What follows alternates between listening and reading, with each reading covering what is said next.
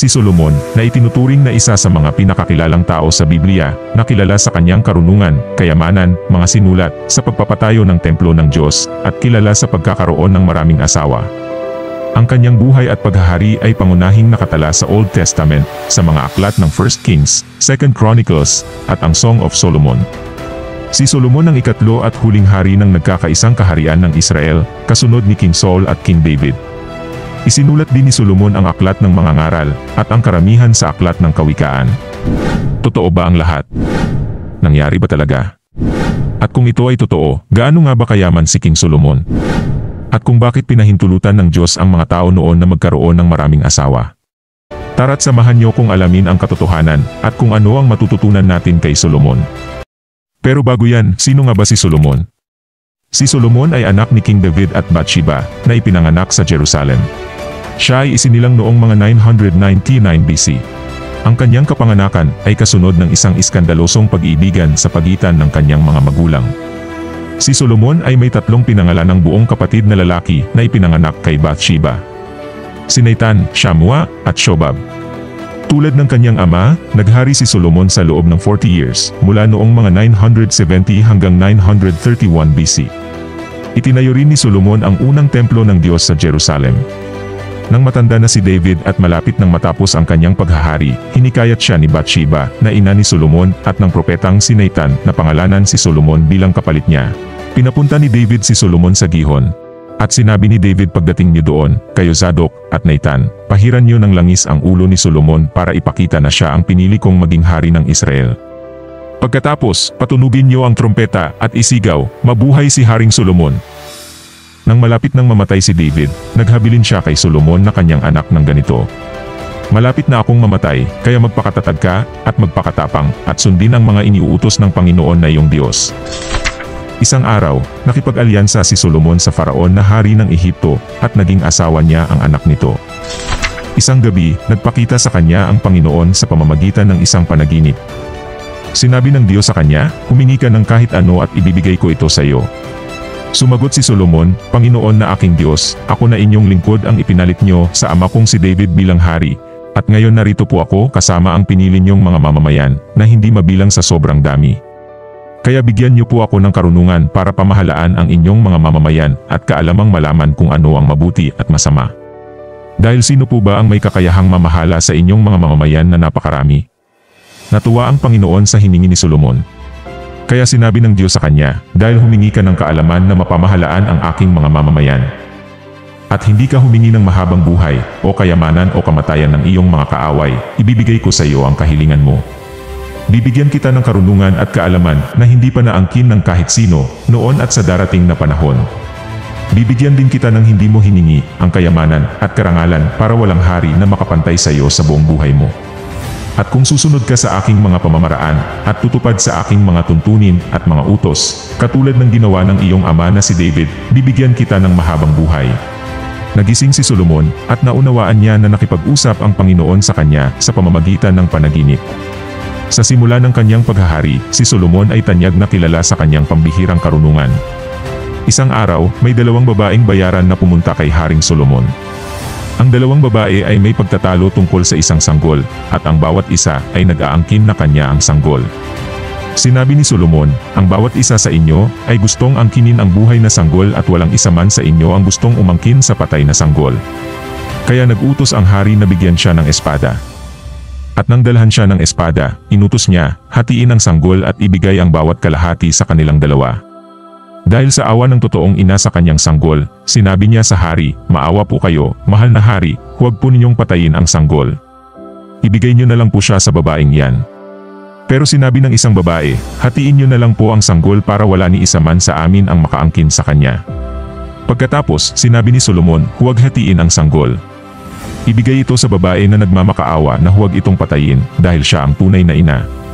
Nang marinig ng mga mamamayan ng Israel ang pagpapasya ng hari, lumaki ang paggalang nila sa kanya, dahil nakita nila na may karunungan siyang mula sa Diyos sa paghatol ng tama.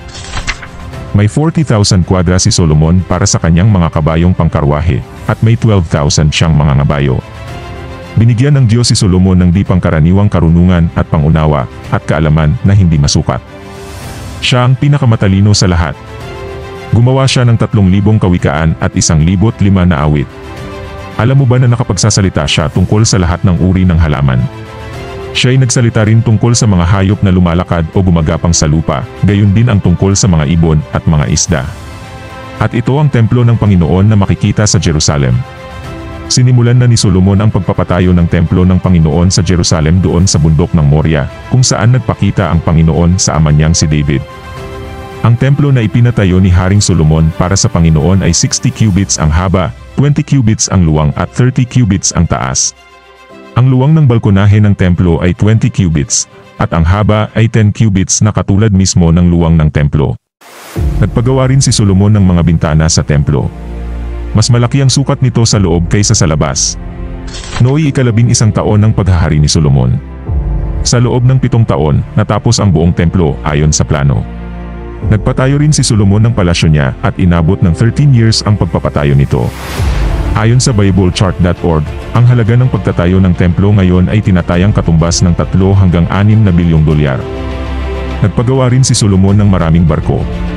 Nang marinig ng reyna ng Sheba ang pagiging tanyag ni Solomon na nakapagbigay ng karangalan sa Panginoon, pumunta siya kay Solomon para subukin ang karunungan nito sa pamamagitan ng mahihirap na mga tanong. Sinagot ni Solomon ang lahat ng tanong niya at walang anumang bagay ang hindi niya naipaliwanag sa kanya. Nang mapatunayan ng reyna ng Sheba ang karunungan ni Solomon at nang makita niya ang ganda ng palasyo na ipinatayo nito, hindi siya makapaniwala. Binigyan niya si Solomon ng 5 toneladang ginto, maraming sangkap at mga mamahaling bato. Gaano nga ba kayaman si Solomon? Taon-taon tumatanggap si Solomon ng 25 toneladang ginto. Si Haring Solomon ay naghari sa loob ng 40 years. Sa panahon natin ngayon, ang 1 toneladang ginto ay nagkakahalaga ng $64.3 million. Sa makatuwid, ang 25 tons times 40 years ng kanyang paghahari ay nagkakahalaga ng $64,300,800,000. Ayon sa wealthresult.com, ang net worth ni Solomon ay nagkakahalaga ng $2.1 trillion. Siya ay naghari noong 970 hanggang 931 BC. Bukod pa rito ang mga buwis na galing sa mga negosyante, sa lahat ng hari ng Arabia, at sa mga gobernador ng Israel. Nagpagawa din si Haring Solomon ng 200 na malalaking kalasag na balot ng ginto. Umabot sa 15 librang ginto ang nagamit na pambalot sa bawat isa. Nagpagawa rin ang hari ng isang malaking trono na gawa sa mga pangil ng elepante at binalutan ito ng purong ginto.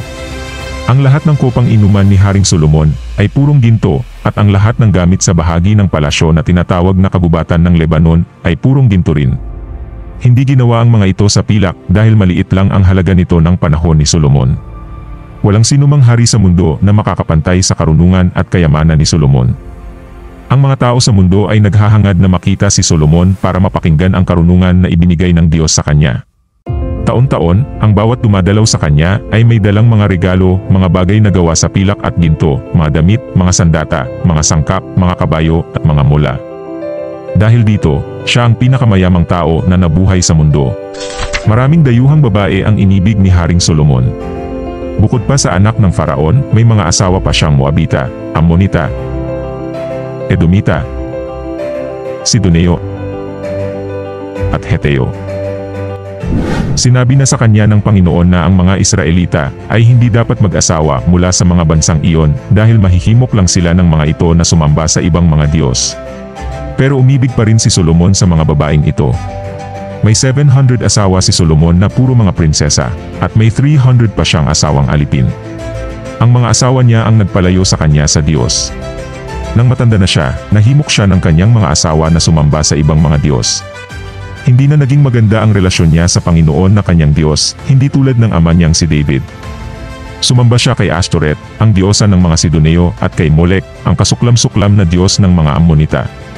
Sa pamamagitan nito, nakagawa si Solomon ng masama sa paningin ng Panginoon. Hindi siya sumunod ng buong katapatan sa Panginoon, hindi tulad ng ama niyang si David. Nagpagawa rin siya ng simbahan ng mga Diyos-Diyosan ng lahat ng asawa niyang dayuhan, at doon sila nagsusunog ng mga insenso at naghahandog para sa mga Diyos-Diyosan nila. Nagalit ang Panginoon kay Solomon dahil tinalikuran niya ang Panginoon, ang Diyos ng Israel, na nagpakita sa kanya ng 2 beses. Kahit binalaan na niya si Solomon na huwag sumunod sa ibang mga Diyos, hindi pa rin sumunod si Solomon sa kanya. Kaya sinabi ng Panginoon kay Solomon, dahil hindi mo tinupad ang ating kasunduan at ang mga utos ko, kukunin ko sa iyo ang kaharian mo at ibibigay ko sa isa sa mga lingkod mo. Pero dahil sa iyong amang si David, hindi ko ito gagawin habang buhay ka pa. Gagawin ko ito sa panahon ng paghahari ng iyong anak. Pero hindi ko kukunin ang buong kaharian sa kanya. Magtitira ako ng isang angkan alang-alang sa aking lingkod na si David at dahil sa Jerusalem na aking hinirang na lungsod. Ang iba pang salaysay tungkol sa paghahari ni Solomon, at ang lahat ng ginawa niya, at ang tungkol sa kanyang karunungan ay nakasulat sa aklat ng mga gawa ni Solomon. Namatay siya noong 931 BC sa edad na 69 years old. Inilibing siya sa lungsod ng ama niyang si David. Sa edad na 27, pinakasalan ni Solomon si Naamah noong 972 BC, at makalipas ang isang taon ay isinilang si Rehoboam noong 971 BC nang si David ay 69. Sa lahat ng 1,000 asawa ni Solomon, ang tanging pinangalanan ay si Naamah. Si Rehoboam ang nag-iisang anak na pinangalanan kay Solomon. At ang anak niyang si Rehoboam ang pumalit sa kanya bilang hari. Siya ang huling hari ng Israel bago nahati ang bansa sa dalawa, kung saan ang kanyang anak na si Rehoboam ang namamahala sa katimugang kaharian ng Juda at ang dating tagapayo ni Solomon na si Jeroboam ay namumuno sa hilagang kaharian ng Israel.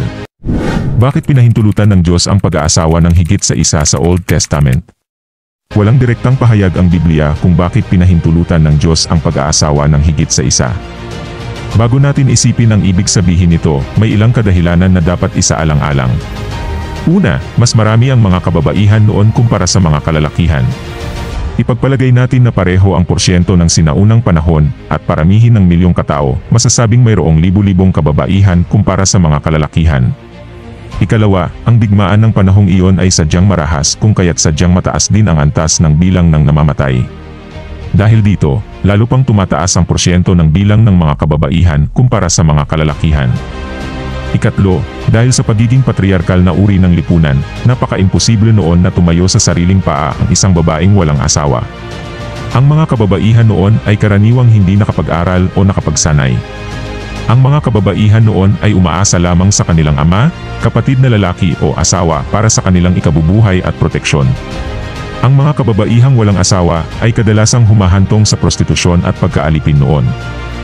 Bukod sa proteksyon at pagtugon sa mga pangangailangan, ang pagkakaroon ng maraming asawa ay nakatulong upang mapabilis ang pagdami ng sangkatauhan bilang pagtupad sa kautusan ng Diyos. Sabi sa Genesis 9 chapter 7. Ngayon, magkaroon kayo ng mga anak para dumami at mangalat sa buong mundo. Ang mga lalaki ay may kakayahang mag-anak sa maraming babae sa parehong tagal ng panahon na higit na mas mabilis kumpara sa pagkakaroon ng isang anak kada taon. May iba pang kapakinabangan ang pansamantalang pagpapahintulot ng Diyos sa poligamya. Nakatulong ito sa mabilis na pagdami ng mga Israelita. Ang pagdami ng mga Israelita ay nakatulong para matiyak na hindi maubos ang lahi nila hanggang sa pagdating ni Jesus.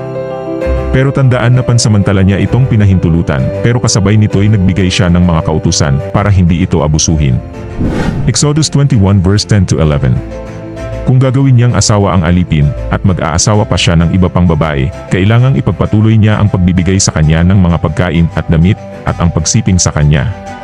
Kung hindi niya masusunod ang tatlong bagay na ito, papayagan niyang lumaya ang babae ng walang bayad. Ano nga ba ang sinasabi ng Biblia sa pag-aasawa ng marami?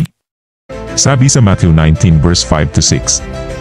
Dahil dito, iiwan ng lalaki ang kanyang ama at ina, at magsasama sila ng kanyang asawa.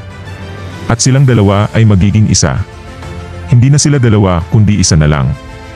Kaya hindi dapat paghiwalayin ng tao ang pinagsama ng Diyos. Hindi naman sinabi diyan na ang 5 ay magiging isang laman, o 10 magiging isang laman. Ang sabi lang na ang 2 ay magiging isang laman. Halimbawa 2 ang asawa mo, magkakaroon sila ng kompetensya, magpapagalingan ang mga asawa.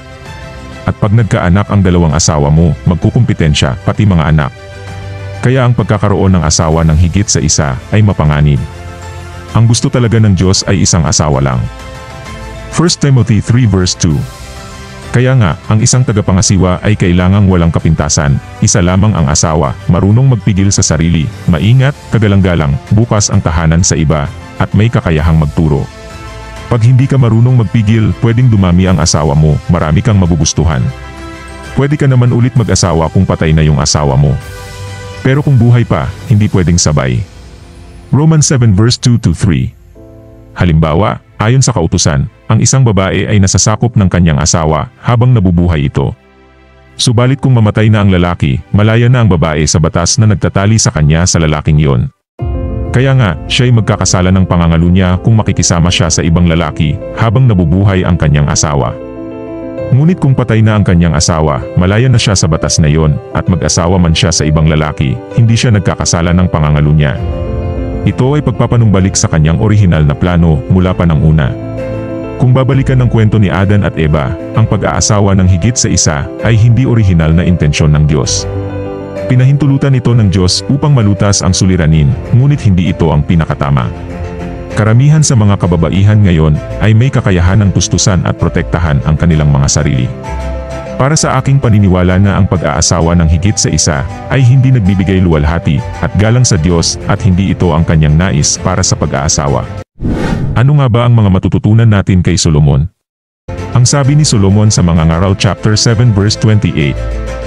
Ngunit ito ang aking natuklasan, sa 1,000 lalaki isa lang ang matuwid, pero sa 1,000 babae wala ni isang matuwid.